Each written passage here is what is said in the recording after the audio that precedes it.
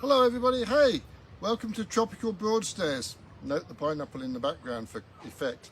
Right, so here's my latest work. It's a toucan. Now we've made him before, but never with as much surround as this. I wanted to explore the tropical flora a bit more.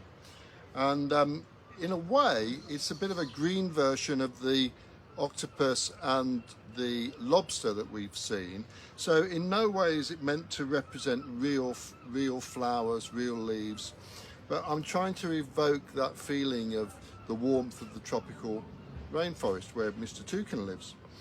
I've also given him a vignette, so I drew a circle and everything inside the circle is the lighter colours and everything outside is darker.